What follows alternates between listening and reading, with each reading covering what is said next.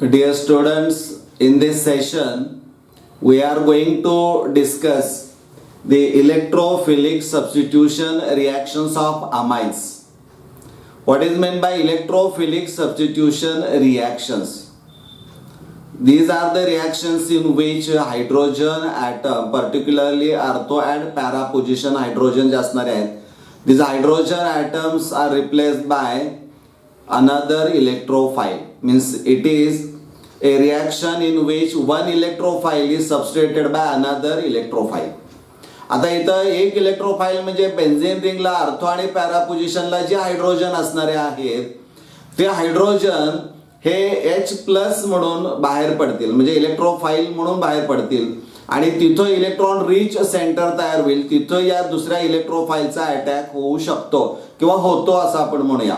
इथं जर आपण स्ट्रक्चर हे पाहिलं तुमच्या लक्षामध्ये येईल की इथं NH2 group when attached to aromatic ring like benzene it acts as a electron releasing or electron donating group.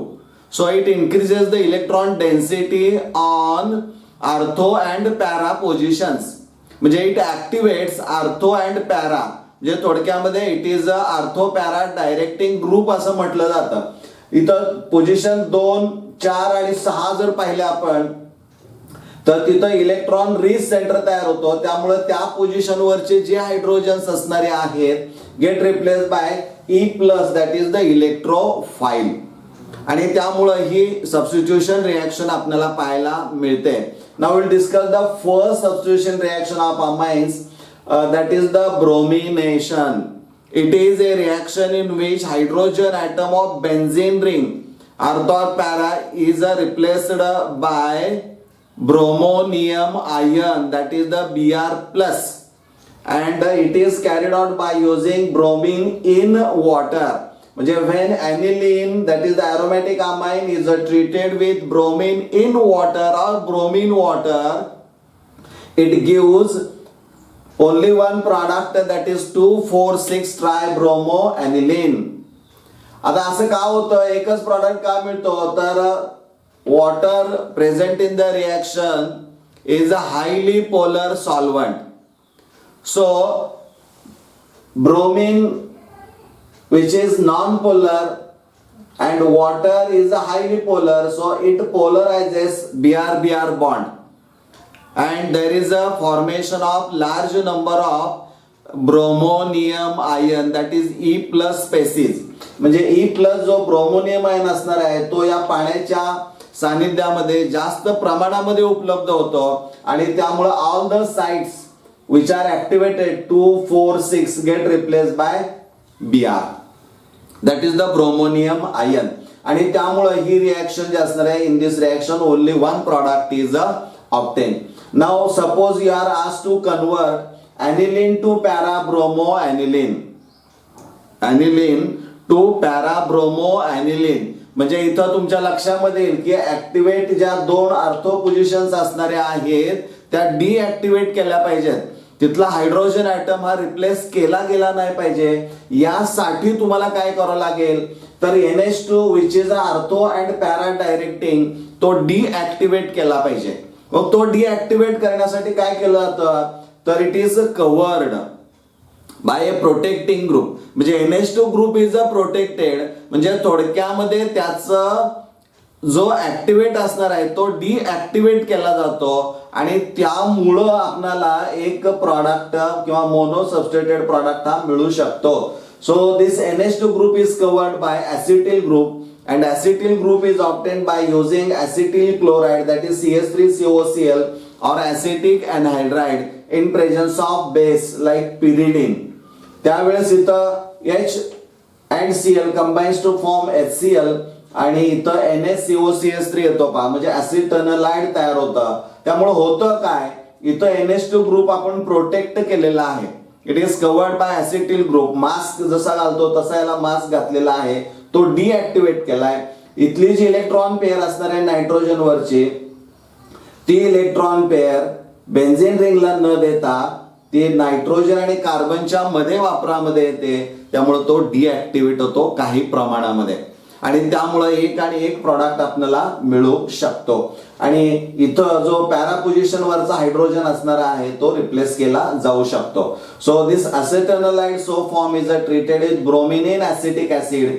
It gives para bromo acetanilide. आणि मग इथं आपल्याला पुन्हा NH2 ग्रुप या ठिकाणी येणं आवश्यक असणार आहे.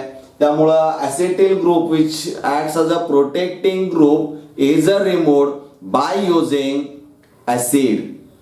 So next step is the acidification, because in acidic medium the protecting group gets removed. तो तिथून निघून जाऊ शकतो. त्यामुळे NH2 पुन्हा येतो. इथं हायड्रॉलिसिस तुम्ही केलं तर CH3COCl बाहेर पडेल, दॅट इज ऍसिटिल क्लोराइड बाहेर पडेल आणि इथं पुन्हा NH2 हा येतो. म्हणजे पॅरा ब्रोमो ॲनिलीन एक प्रॉडक्ट आपल्याला मिळतो.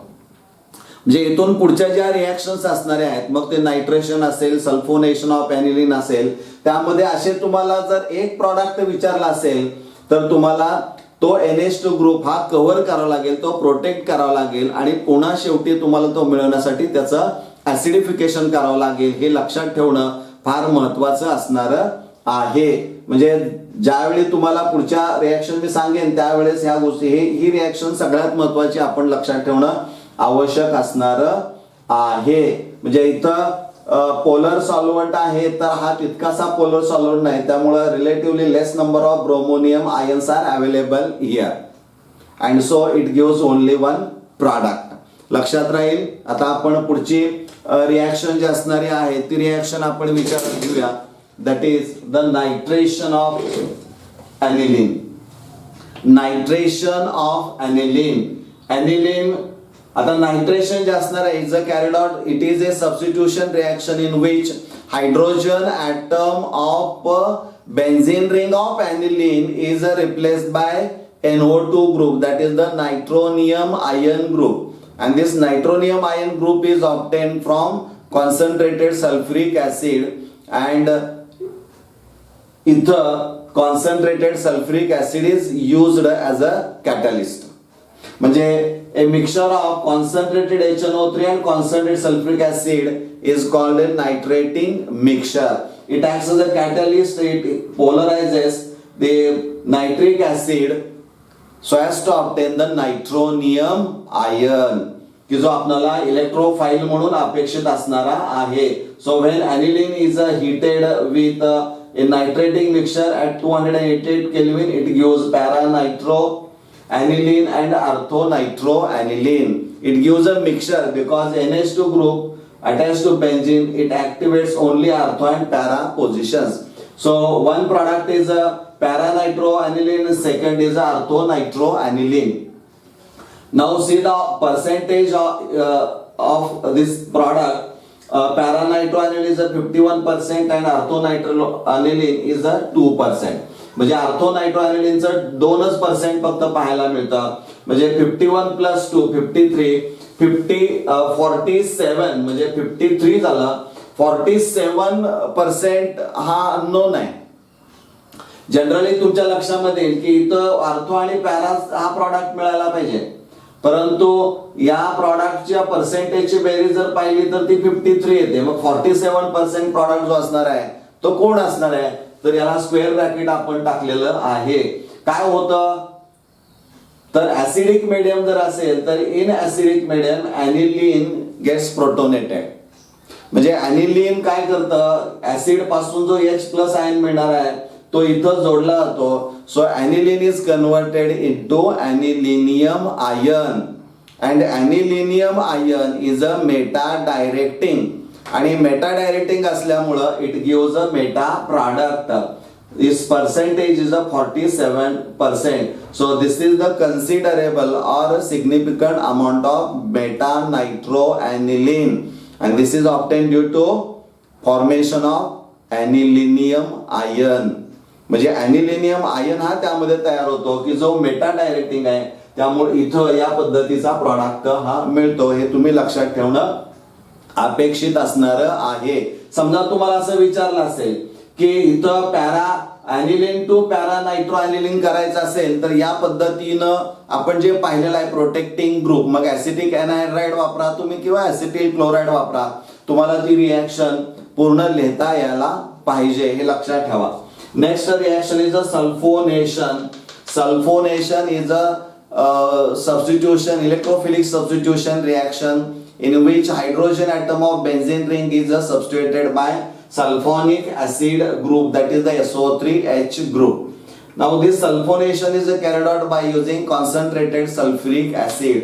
You know that aniline is a base and H2SO4 is the acid. So there is a formation of, when aniline is treated with concentrated sulfuric acid, then there is a formation of salt, that is the anilinium hydrogen sulfate. असं का होतं तर H plus ion जो या H2SO4 पासून मिळणारा आहे तो इथं जोडला जाईल, त्याचा अनिलिनचा प्रोटोनेशन करेल, त्यामुळे NH3 plus that is the anilinium ion तयार होईल आणि हा HSO4 that is the bisulphate ion तो इथं असेल, त्यामुळं अनिलिनियम हायड्रोजन सल्फेट हा प्रॉडक्ट इथं आपल्याला पाहायला मिळेल. म्हणजे first step is a protonation. आता सेकंड स्टेप मध्ये होतं काय की when this anilinium hydrogen sulphate is heated at about 453 kelvin to 473 kelvin at this temperature there is a removal of a molecule of water. आता इथं पाण्याचा molecule ज्यावेळी remove होतो त्यावेळेस तुमच्या लक्षामध्ये यायला पाहिजे की इथं एकूण 3 आणि 4 आणि 5 हायड्रोजन्स आहेत. यातले 2 हायड्रोजन ॲटम आणि 1 ऑक्सिजन ॲटम निघून जातो आणि त्या ठिकाणी रिअरेंजमेंट होते. म्हणजे इथं इंटरनल रिअरेंजमेंट होते आणि इथं NH2 आणि SO3H ग्रुप येतो, दॅट इज द सल्फॅनिलिक ऍसिड आपल्याला मिळतं, किंवा 4 amino sulphonic acid, benzene sulphonic acid जो असणार आहे तो इथं आपल्याला मिळतो, किंवा सल्फॅनिलिक ऍसिड त्याचं नाव असणार आहे. म्हणजे या पद्धतीनं रिअरेंजमेंट ही होते आणि इथं हा प्रॉडक्ट मिळतो. परंतु तुमच्या लक्षामध्ये येईल की sulphonic acid this is the one functional group and the NH2 group amino group is another functional group. It acts as a base and it acts as a acid. म्हणजे एकाच कंपाऊंड मध्ये 2 वेगळी फंक्शनल ग्रुप असणारी किंवा 2 वेगळी functional groups आपल्याला पाहायला मिळतात. त्यामुळे इथं होतं काय तर सल्फोनिक ऍसिडचं डिप्रोटोनेशन होतं आणि हा जो डिप्रोटोनेशन याचा अर्थ यातला हायड्रोजन रिमूव्ह होतो आणि तो इथं जोडला जातो, याचं प्रोटोनेशन होतं. कारण इलेक्ट्रॉन पेअर ही इलेक्ट्रॉन डेफिशियंट प्रोटॉनला किंवा H प्लस ला दिली जाते, त्यामुळे इथं NH3 प्लस तयार होईल आणि इथं SO3 मायनस तयार होईल. ह्या एकाच कंपाऊंड मध्ये 2 चार्जेस तुम्हाला पाहायला मिळतात, एक पॉझिटिव्ह आणि निगेटिव्ह असणार आहे. Such ion is called zwitter ion, also known as a dipolar ion, or also known as a inner salt पण असं त्याला म्हटलं जातं, because they are solids, inner salts असणारे आहेत. म्हणजे झ्विटर आयन कसं ओळखायचं तर एकच कंपाऊंड आहे and which contain equal number of positive and negative charges of functional group. म्हणजे असे फंक्शनल ग्रुप आहेत की जिथे इक्वल पॉझिटिव्ह आणि इक्वल निगेटिव्ह चार्ज आहे आणि वेगळे फंक्शनल ग्रुप्स तुम्हाला पाहायला मिळतात, तर त्यावेळेस तो झ्विटर आयन तयार होतो. या दोन्हीच्या मध्ये इक्विलिब्रियम प्रस्थापित झालेलं तुम्हाला हे पाहायला मिळतंय. या पद्धतीनं ही सल्फोनेशन रिएक्शन असणारी आहे. विद्यार्थी मित्रांनो, इथं एक गोष्ट तुम्ही लक्षात ठेवायची आहे की समजा तुम्हाला विचारलं असेल की कन्वर्ट ॲनिलीन टू सल्फॅनिलिक ऍसिड, तर इथं तुम्ही वेगळ्या पद्धतीने रिएक्शन कॅरी आउट करू शकता. NH2 ग्रुपचं प्रोटेक्शन करू शकता बाय युजिंग ऍसिटिल क्लोराइड और ऍसिटिक एनहायड्राइड.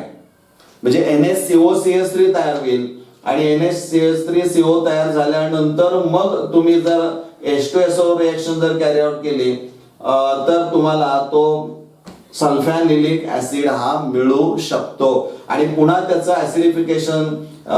ऍसिडिफिकेशन तुम्हाला करावं लागेल सेकंड स्टेप मध्ये आणि मग हा सल्फॅनिलिक ऍसिड हा मिळेल.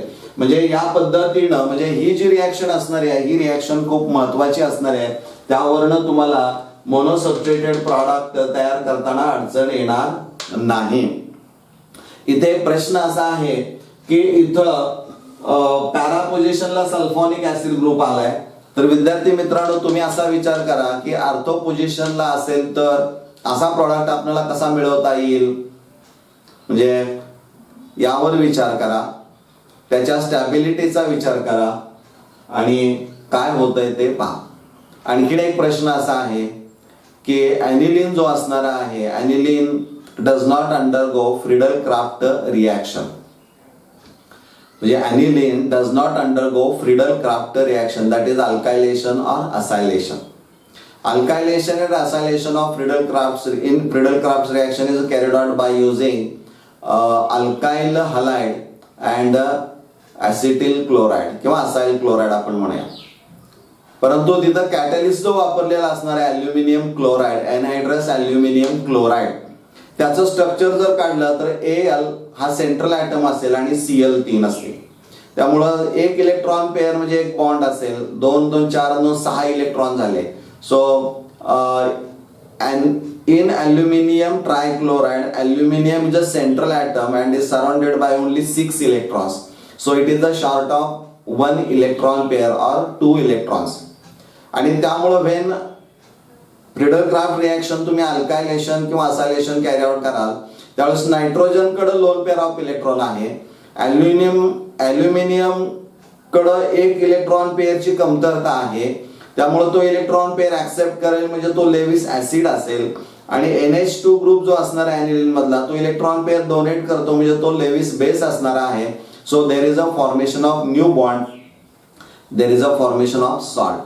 म्हणजे आयोनिक कंपाऊंड हे तिथं तयार केलं जातं. इलेक्ट्रॉन पेअर नायट्रोजन ॲल्युमिनियमला देतो, इलेक्ट्रॉन पेअर दिली म्हणून नायट्रोजन पॉझिटिव्ह चार्ज आणि घेतली म्हणून इथं निगेटिव्ह चार्ज, अशा पद्धतीचा सॉल्ट हा इथं तयार होतो. त्यामुळे तिथं रिॲक्शन होताना, कारण इलेक्ट्रॉन पेअरच जर तिथं वापरामध्ये आली असेल आणि ती बेन्झीन रिंगला जर दिली गेली नसेल तर ऑर्थो आणि पॅरा पोझिशन्स ऍक्टिव्हेट होण्याचा प्रश्नच येत नाही, तो तिथं डिॲक्टिव्हेट होतो. त्यामुळे रिॲक्शन घडून येऊ शकत नाही. दिस इज द रिझन. मला वाटतं हे तुम्हाला आवडलं असेल. तुम्ही हा जर व्हिडिओ तुम्हाला आवडला असेल तर लाईक करा, शेअर करा, चॅनल सबस्क्राईब करा.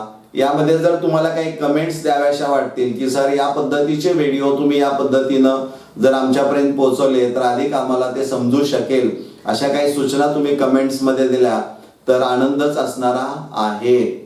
या पद्धतीनं हा टॉपिक इथं संपत आहे. धन्यवाद.